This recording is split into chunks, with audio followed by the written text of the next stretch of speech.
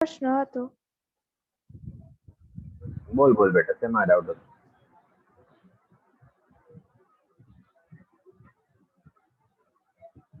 Sir પ્રોટીનમાં પેલી જે ચતુર્થ રચના હતી ને હા હા એમાં એ બધી હિમોગ્લોબિન વાળી ને બધી ખબર પડી ગઈ પણ એની રચનામાં થોડી ઓછી ખબર પડી. તે સમઘન બની છે ને એમાં. ઓકે, હવે જો એમાં કેવું છે ઇન શોર્ટ કે જ્યારે આપણે પ્રોટીનની ચતુર્થક રચનાની વાત કરીએ ને તો ઓલવેઝ એમાં એક કરતા વધારે પોલીપેપ્ટાઇડ શૃંખલા હશે. પહેલી વસ્તુ કે તને એ ખ્યાલ હોવો જોઈએ કે એમાં એક કરતા વધારે પોલીપેપ્ટાઇડ શૃંખલા જે હશે એ જોવા મળશે. ઓકે, હવે ઘણા બધા પોલીપેપ્ટાઇડ જે હશે એ કાં તો શું કહેવાય ઘનાકાર ગોળાઓના સ્વરૂપમાં અથવા એકબીજા પર ગોઠવાયેલા અથવા હિમોગ્લોબિનમાં જેમ જોવા મળે છે એમ અલગ અલગ રીતે રચનાઓ બનાવશે. એટલે કહેવાનો મતલબ એવો જ છે કે અલગ અલગ આકારમાં ગોઠવાયેલા હોઈ શકે. એ અલગ અલગ આકારમાં ગોઠવાયેલા હોઈ શકે. હવે એ આકાર જે છે બરાબર એ કઈ રીતના હોઈ શકે તો એ હું ખાલી તને બતાડું. એટલે શું કે છે કે કાં તો એમાં ઘણી બધી પોલીપેપ્ટાઇડ જે છે ને એ આવી રીતે ગોઠવાયેલી હોઈ શકે. ઓકે, અથવા ઘણી બધી પોલીપેપ્ટાઇડ જે હશે તે આવી રીતે એકબીજા પર આમ સમધન બનાવીને એકબીજા પર ગોઠવાયેલી હોઈ શકે. અથવા એ બધી પોલીપેપ્ટાઇડ જે હશે તે આ રીતે ગોઠવાયેલી હોઈ શકે. એમ અલગ અલગ આકારના સ્વરૂપમાં જોવા મળી છે. અને સામાન્ય રીતે એમાં શું હશે, પોલીપેપ્ટાઇડ જે હશે એ જનરલી જે તૃતીય રચનાઓ જે હશે એ જ ભેગું મળીને ચતુર્થક બનાવશે. બરાબર, એવું કહેવા માંગે છે. હવે હિમોગ્લોબિન ની રચના જોઈએ આપણે તો હિમોગ્લોબિન તો જે છે જે એક જ મિનિટ તને હું બતાડું એટલે ખ્યાલ આવશે.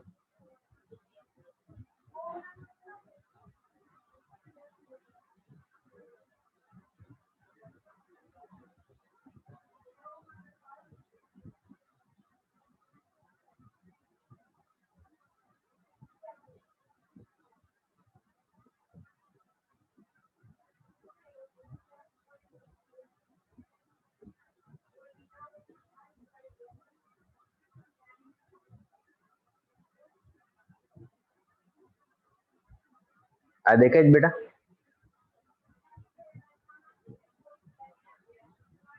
હા સર. તો જો આ જે છે ને અલગ અલગ પોલીપેપ્ટાઇડ છે. આ બીટા ચેઇન છે, આલ્ફા છે, આ પછી બીટા છે, આલ્ફા છે. ઓકે, તો આમાં કેવું છે કે આ હા સર. પાછું બીટા જે છે આ પાછું દ્વિતીય રચના ધરાવે છે. ઓકે, બાકીની તૃતીય રચના ધરાવે. તો આવી રીતના એ ગોઠવાયેલી છે. Okay sir.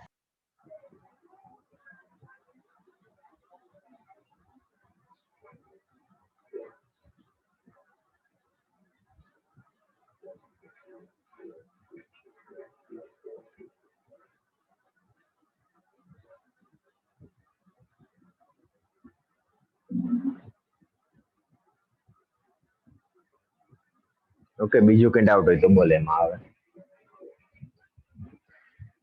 Sir oleic acid એ સંતૃપ્તમાં આવે કે અસંતૃપ્તમાં? તું ખાલી ઓલિક એસિડ ની વાત કરે છે બેટા કે પછી લિનોલેનિક એસિડ ની વાત કરે છે? ના સર, આ ઓલિક એસિડ જ હતું, MCQ માં હતું બનતા હા, સુધી. એટલે હું પૂછું છું. ઓલિક એસિડ જે છે ને એ અસંતૃપ્તમાં આવશે. ઓકે. પાલ્મિટિક એસિડ છે સંતૃપ્તમાં આવશે. ઓકે. બરાબર. પછી એવું તમને બીજું પૂછે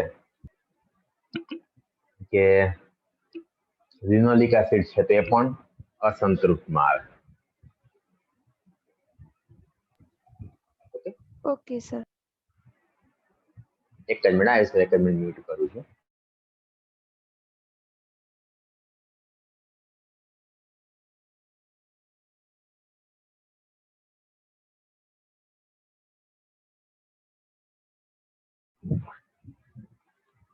હા, ઓકે. બીજું કઈ બેટા?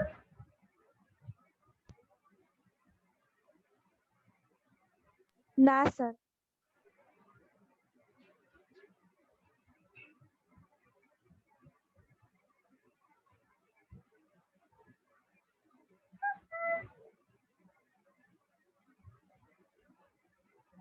તો આગળ લઈએ ન્યુક્લિક એસિડ થી.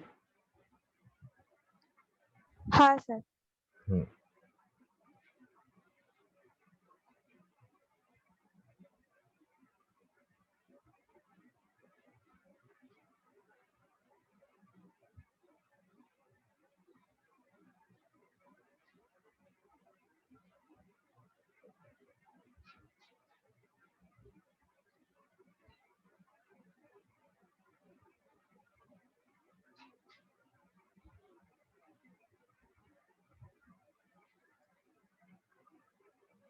હવે જો ન્યુક્લિક એસિડમાં કેવું છે કે જનરલી આપણા માટે સિલેબસમાં આમ જોવા જઈએ તો સૌથી કામનું જે છે ને એ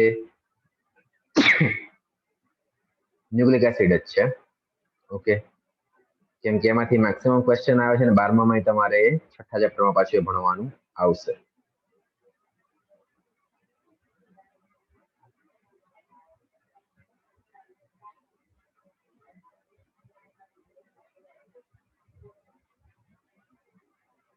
ઓકે. ઓકે. આપણે ગ્લુટની ને બધી વાત થઈ ગઈ હતી બરાબર ને, પ્રોટીનમાં લિપિડનું વર્ગીકરણ ને બધું થઈ ગયું છે ને.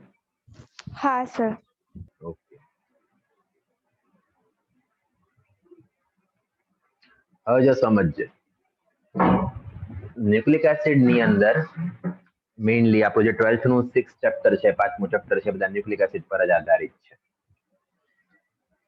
એટલે નોર્મલી આપણે જોવા જઈએ તો ન્યુક્લિક એસિડ જે છે એ ખરેખર શેનાથી બનશે?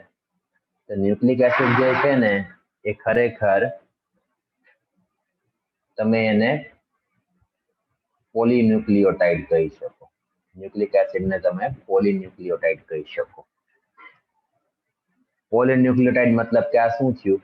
તો કે આ એક ન્યુક્લિયોટાઇડનો પોલિમર થયો. આ શું થયું? તો કે ન્યુક્લિયોટાઇડનો પોલિમર થયો. એટલે ન્યુક્લિક એસિડની અંદર ઘણા બધા શું હશે?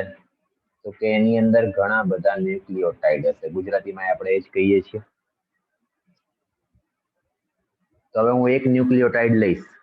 ઓકે, તો એ શેનો બનેલો હશે? હું સપોઝ એક ન્યુક્લિયોટાઇડ લઈશ તો એ શેનો બનેલો હશે? તો કે એની અંદર હશે nitrogen base, okay, plus 5 carbon વાળી પેન્ટોઝ શર્કરા, વત્તા બીજું શું હશે? તો કે એમાં બીજું હશે ફોસ્ફેટ અથવા ફોસ્ફરસ. તો આ શું બનાવશે? ન્યુક્લિયોટાઇડ. હવે આની અંદરથી હું ફોસ્ફેટ કાઢી નાખીશ. આની અંદરથી હું ફોસ્ફેટ કાઢી નાખીશ તો મને શું મળશે? તો મને મળશે ન્યુક્લિયોસાઇડ. ન્યુક્લિયોટાઇડ માંથી તમે ફોસ્ફેટ કાઢી નાખો તો તમને શું મળે? ન્યુક્લિયોસાઇડ. બરાબર. હવે આમાંથી હું શર્કરા કાઢી, એટલે આ શું છે? નાઇટ્રોજન બેઝ અને પેન્ટોઝ શર્કરા. તો હવે હું નાઇટ્રોજન બેઝ ની વાત કરું, શર્કરા પણ કાઢી નાખું તો નાઇટ્રોજન બેઝ જે હશે એ બે પ્રકારના હોય. એક હશે પ્યોરિન અને બીજા હશે પિરિમિડિન. અને બીજા હશે પિરિમિડિન. ઓકે, પ્યોરિનમાં શું આવે? તો કે એડિનાઇન અને બીજું કયું આવે? તો કે ગ્વાનિન. જેને આપણે નોર્મલી કેપિટલ A અને કેપિટલ G થી દર્શાવીએ. પેરિમિડિનમાં શું આવશે? તો કે સાઇટોસિન, યુરાસિલ અને થાઇમિન. સાઇટોસિન, યુરાસિલ અને થાઇમિન. ઓકે, શું આવશે? તો કે સાઇટોસિન, યુરાસિલ અને થાઇમિન. ક્લિયર એટલું? હા સર. આ તું ભણીએ, બરાબર? હવે આપણે જ્યારે આના સ્ટ્રક્ચરની વાત કરીએ, ઓકે, આપણે જ્યારે પ્યોરિન અને પેરિમિડિનના સ્ટ્રક્ચરની વાત કરીએ તો નોર્મલી શું હશે કે પ્યોરિન જે છે, ઓકે, એની અંદર તમને આવી રીતે એની સાથે તમને બે આવી રીતના એરોમેટિક રિંગ જોવા મળશે. ત્યારે પેરિમિડિન માત્ર એક જ એરોમેટિક રિંગ જે છે એ ધરાવશે. પેરિમિડિન માત્ર એક જ એરોમેટિક રિંગ જે છે એ ધરાવશે. એટલે એ ખાલી તને ખ્યાલ હોવો જોઈએ, બરાબર? એટલે આમાં બે રિંગ જોવા મળે, આમાં એક જ રિંગ જોવા મળે. તો આ નાઇટ્રોજન બેઝ થયા. હવે પેન્ટોસ શર્કરા, ન્યુક્લિયોટાઇડમાં બીજી આપણે વાત કરીએ કે પેન્ટોસ શર્કરા જે છે 5 કાર્બન ધરાવતી જે શર્કરા જે હશે એ કઈ હશે? તો કે બે હોઈ શકે. કાં તો એ કઈ હોય, રાઇબોઝ, અથવા બીજી કઈ હોઈ શકે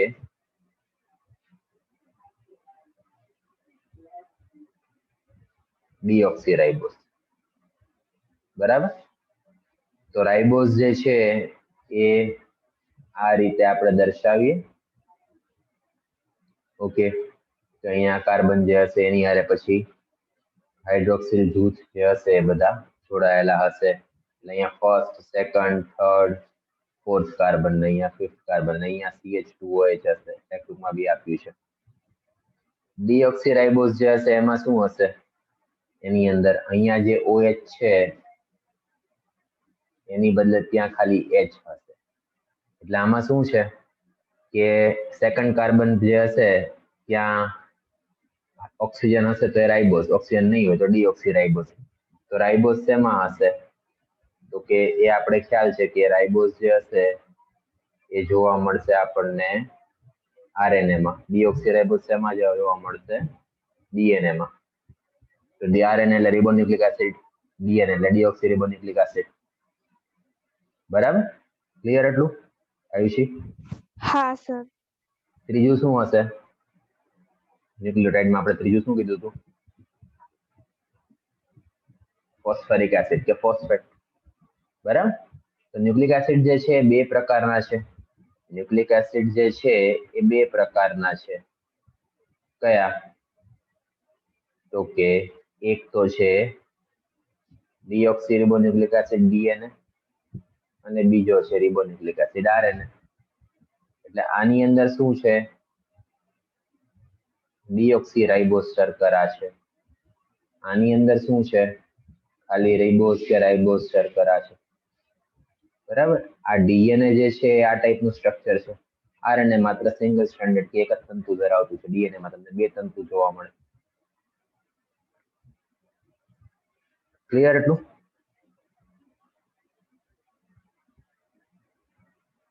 હા સર. ઓકે, તો સામાન્ય રીતે શું હશે?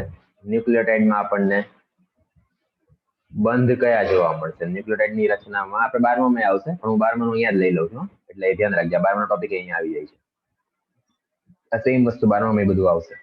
તો જનરલી શું હશે કે ફોસ્ફેટના લીધે શું થશે કે કોઈ પણ ન્યુક્લિયોટાઇડ હશે તો સામાન્ય રીતે ન્યુક્લિયોટાઇડ આપણે આ રીતે બતાડશું કે આ શર્કરા છે. ઓકે, એની હારે નાઇટ્રોજન બેઝ જે હશે એ જોડાયેલો હશે. ઓકે, અને બીજું શું હશે કે એની હારે ફોસ્ફરસ જે છે એ પણ જોડાયેલું હશે. તો નોર્મલી આવી રીતના શર્કરા, નાઇટ્રોજન બેઝ અને ફોસ્ફરસ જે છે એ જોડાયેલા જોવા મળે. તો તો આવી રીતના જે ઘણા બધા નાઇટ્રોજન બેઝ જે હશે એ કયા બંધ ધરાવશે. ઓકે, તો જે એક તો સૌથી પહેલા જે બંધ જોવા મળે એ છે એસ્ટર બંધ. તો એ કોની વચ્ચે હશે? તો કે ફોસ્ફરસ અને શર્કરાનું જે હાઇડ્રોક્સિલ જૂથ છે, ફોસ્ફરસ અને શર્કરાના હાઇડ્રોક્સિલ જૂથ વચ્ચે જોવા મળશે. ઓકે, બંને બાજુ જે પણ ન્યુક્લિયોટાઇડ હશે આવી રીતના એ બધા વચ્ચે તમને આમ બંધ જે છે એ જોવા મળશે. તેને ફોસ્ફોડાયસ્ટર બંધ કહેશે. બંને બાજુ જોવા મળે એટલા માટે આપણે એને ફોસ્ફોડાયસ્ટર બંધ જે છે એ કહીએ છીએ. ઓકે, એટલે મેઇનલી આ ફોસ્ફોડાયસ્ટર બંધ એસ્ટર બંધના લીધે મુખ્ય રીતે આપણને જોવા મળે છે. બરાબર. ઓકે. હવે આપણે સૌથી ઇમ્પોર્ટન્ટ વાત કરીએ છીએ કે તને હું આપણે કહીએ કે નાઇટ્રોજન બેઝ લખીએ અહીંયા, પછી આપણે એમાંથી કયા ન્યુક્લિયોસાઇડ બનશે એ લખીએ.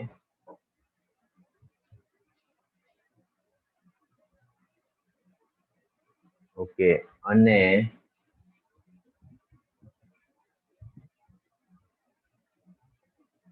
કયા ન્યુક્લિયોટાઇડ હશે એ લખીએ.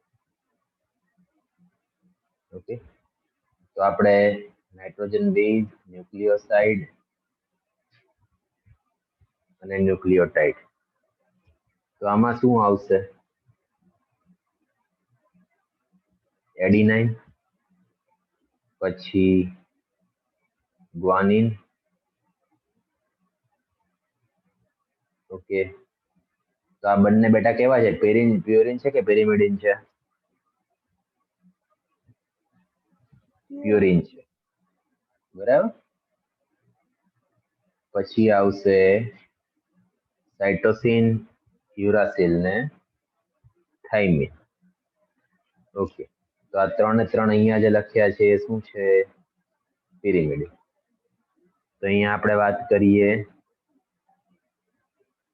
સાઇટોસિન, યુરાસિલ અને થાઇમિન. હવે એડિનાઇન ની અંદર હું શર્કરા 5 કાર્બન વાળી શર્કરાનો ઉમેરો કરીશ તો શું મળશે મને? આવડે છે બેટા?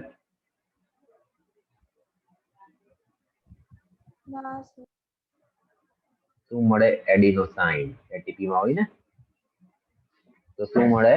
એડિનોસાઇન. ગ્વાનિનમાં હું 5 કાર્બન વાળી શર્કરાનો ઉમેરો કરીશ તો શું મળશે? ગ્વાનોસાઇન. સાઇટોસિનમાં હું 5 કાર્બન વાળી શર્કરાનો ઉમેરો કરીશ તો શું મળશે? સાઇટીડીન. યુરાસિલમાં ઉમેરો કરીશ તો શું મળશે? યુરિડીન.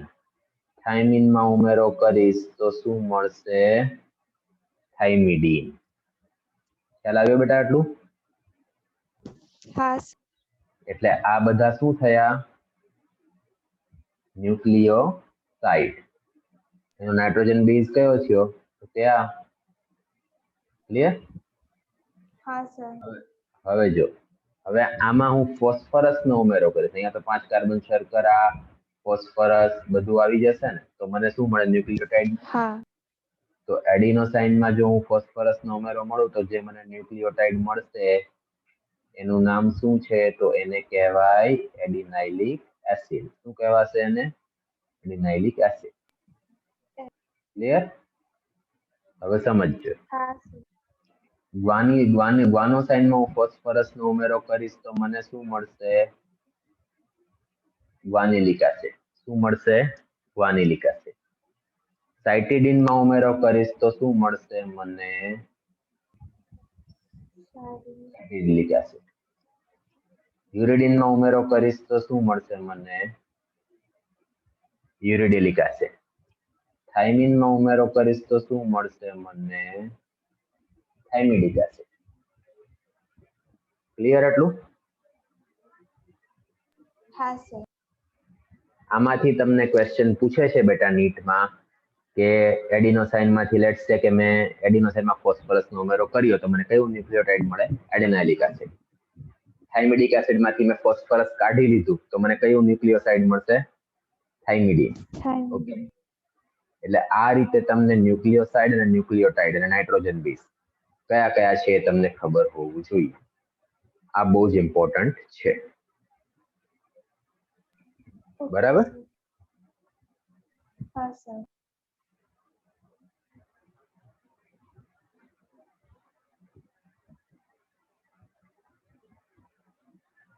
હવે જો બીજું શું છે કે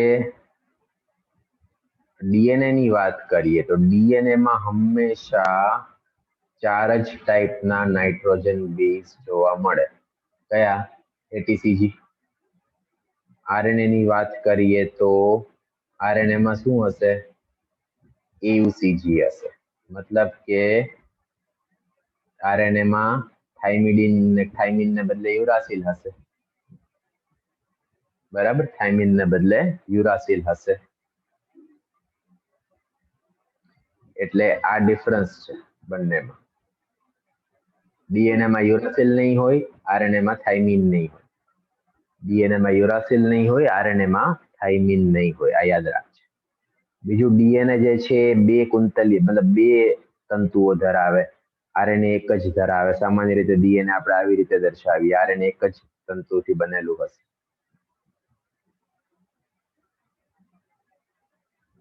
ક્લિયર એટલું?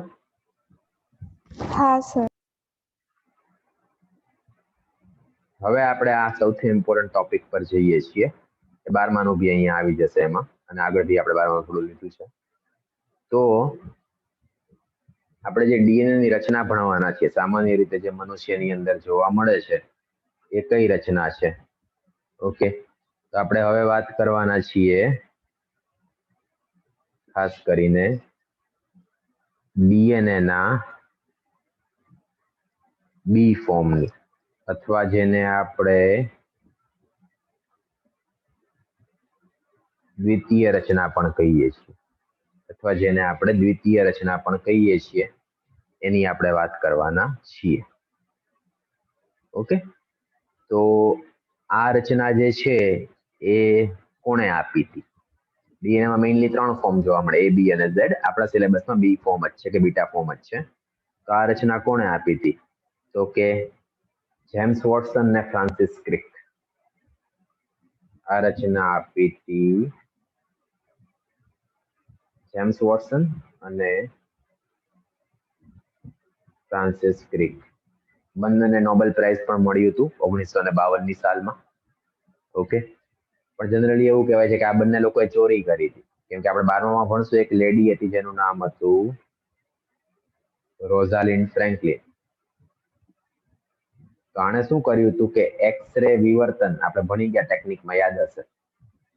તો આણે ડીએનએ પર એક્સ-રે કિરણોને ફોકસ કર્યા અને જે એને ડેટા મળ્યો એ માહિતી જે છે એ આ લોકો પાસે પહોંચી ગઈ. ઓકે, અને એ લોકોએ પછી એના પરથી આ બીટા ફોર્મ જે છે આપી દીધું અને એ લોકો નોબેલ પ્રાઇઝ મળી ગયો.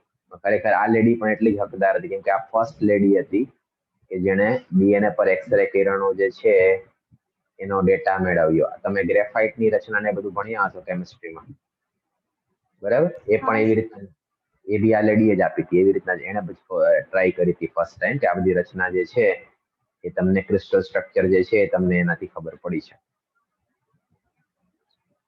તો નોબેલ પ્રાઇઝ તો આ બંનેને મળ્યું. હમણાં ગયા વર્ષે રોઝાલિન્ડ ફ્રેન્કલિન તો ગુજરી ગઈ છે, બહુ ટાઈમ થઈ ગયો. 37 યર્સની એજે ગુજરી ગઈ હતી અને કેન્સર થયું હતું. તો હમણાં ગયા વર્ષે નોબેલ પ્રાઇઝની કમિટીએ આને પણ સ્પેશિયલ મેન્શન આપ્યું. આટલા વર્ષે એને જસ્ટિસ મળી. એટલે જનરલી શું છે કે આપણે આને ઓળખીએ છીએ વોટસન ને ક્રિક મોડલથી, અથવા દ્વિતીયક રચના જે કહીએ છીએ. તો ડીએનએ નું આ એક્સ-રે ડિફ્રેક્શન, એક્સ-રે વિવર્તનથી અભ્યાસ કર્યો અને જે માહિતી મળી એના આધારે આપણે વાત કરીએ છીએ. એટલે આ મોડલ શું કહે છે કે ડીએનએ જે છે એને આપણે લક્ષણો લઈએ છીએ. તો આ મોડલ શું છે કે ડીએનએ જે છે આવી રીતના 2 કુંતલ ધરાવે છે, આ 1 અને આ 2. દેખાતા હશે. હવે બંને કુંતલમય રચનાઓ છે. હા આ બંને રચના કેવી હશે? તો કે પ્રતિ સમાંતર. એક આમ જતું હશે તો બીજું આમ. એટલે બંને કુંતલ જે છે એ કેવા છે? તો કે પ્રતિ સમાંતર. પ્રતિ સમાંતર. ઓકે, હવે આ બંને કુંતલ જે છે, ઓકે, એને આપણે આવી રીતના જનરલી દર્શાવીએ કે એક કુંતલ જે હશે એનો જે અહીંયા ન્યુક્લિયોટાઇડ એનો 5 નંબરનો કાર્બન, ઓકે, અને એના અંત ભાગમાં 3 નંબરનો, બીજાનો અહીંયા 3 પ્રાઇમ અને આનો 5 પ્રાઇમ. એટલે પ્રતિ સમાંતર તો જ થાય ને બેટા, બરાબર? હા હવે તું આનું આ ભાગ લઈશ, સપોઝ કે આ ભાગ લઈશ, તો એ કઈ રીતના જોવા મળશે? તો કે શર્કરા એક ન્યુક્લિયોટાઇડની બીજા ન્યુક્લિયોટાઇડના ફોસ્ફરસ સાથે અને એ પાછું નીચેના ન્યુક્લિયોટાઇડના શર્કરા સાથે જોડાયેલો હશે. એટલે આનું જે મુખ્ય માળખું છે એ શર્કરા ફોસ્ફરસ શર્કરાથી બનેલું હશે. મુખ્ય માળખું આનાથી બનેલું હશે. એટલે શું હશે આમાં? આવી રીતના ન્યુક્લિયોટાઇડ જે હશે એમાં શર્કરા ફોસ્ફરસ, હવે ન્યુક્લિયોટાઇડ ગ્રીન થી બતાડું છું, એકબીજા હારે આવી રીતે જોડાયેલા હશે. ઓકે, એટલે એનું જે મુખ્ય ધરી જે છે એ કોણ બનાવશે? તો કે શર્કરા ફોસ્ફરસ શર્કરાથી બનશે. અને એ કોનો ભાગ હશે?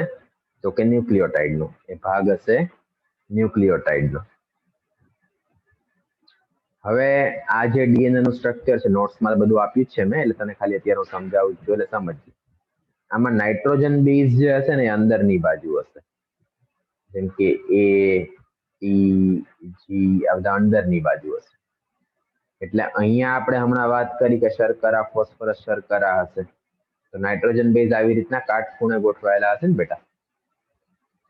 જે મુખ્ય ધરી છે શર્કરા ફોસ્ફરસ શર્કરા, આની સામે તું જો તો આમ કાટખૂણે થયું ને, આની સામે જો તો આપણે કાટખૂણે થયું કે નહીં? એટલે કાટખૂણે ગોઠવાયેલા હશે. આ 12માં આવે છે, અહીંયા જ લઈ લઉં છું. હવે જે હંમેશા શું થશે કે એ કોની હારે જોડાય? થાઇમિન હારે. અને ગ્વાનિન કોની હારે? તો કે સાઇટોસિન હારે. તેનાથી જોડાશે? હાઇડ્રોજન બોન્ડથી. તો એ હંમેશા 2 હાઇડ્રોજન બોન્ડથી જોડાય. જી હંમેશા 3 હાઇડ્રોજન બોન્ડથી. એટલે આ ખબર હશે એટીજીસી, બરાબર? હવે તું ડીએનએ ના 2 કુંતલ છે એમાંથી તું એક કુંતલ લઈશ, તો દરેક કુંતલ જે છે આ પ્રકારનું જોવા મળે ને, બરાબર? એટલે આ લોકો શું કહે છે કે દરેક કુંતલ જે છે ને કેવો દેખાશે? તો કે દરેક કુંતલ જે હશે તે કુંતલીય નિસરણી જેવો લાગે. પેલા જૂના ઘરમાં જોયું હશે કે ગોળાકાર સીડી હોય, જગ્યા ઓછી હોય ત્યાં મૂકેલી હોય આવી રીતે આ શેપમાં. જૂના ઘરોમાં આવી રીતના સીડીઓ જોઈ હશે આમ ગોળ કદાચ. હા, તો એ કુંતલીય નિસરણી જેવું છે ને, દરેક કુંતલ જે હશે કુંતલીય નિસરણી જેવી રચના ધરાવે, બરાબર? હવે તમે અહીંયા જેમ કે ફોર એક્ઝામ્પલ તમે આવી રીતના 2 કુંતલ લીધા છે, તમને બધે જ આવી રીતના વચ્ચે શું જોવા મળશે? નાઇટ્રોજન બેઝ હશે ને બેટા, આવી રીતના. તો જેમ કે જેમ તમારે ઉપર જવું હશે, અહીંયાથી તમે અહીંયા જાઓ, અહીંયાથી અહીંયા જાઓ, અહીંયાથી અહીંયા જાઓ, અહીંયાથી અહીંયા જાઓ, તો આ કેવા શું માંગે છે કે દરેક ઉપર, આ દરેક સ્ટેપ થયું, આ જોવા જઈએ તો આ એક સ્ટેપ થયું, આ બીજું સ્ટેપ થયું, આ ત્રીજું સ્ટેપ થયું. એટલે આ શું છે કે દરેક પગથિયા પર કે દરેક સ્ટેપ પર, પગથિયું કહી શકીએ સ્ટેપને આપણે, તો કે દરેક પગથિયા પર શું હશે? તો કે નાઇટ્રોજન બેઝની જોડ હશે.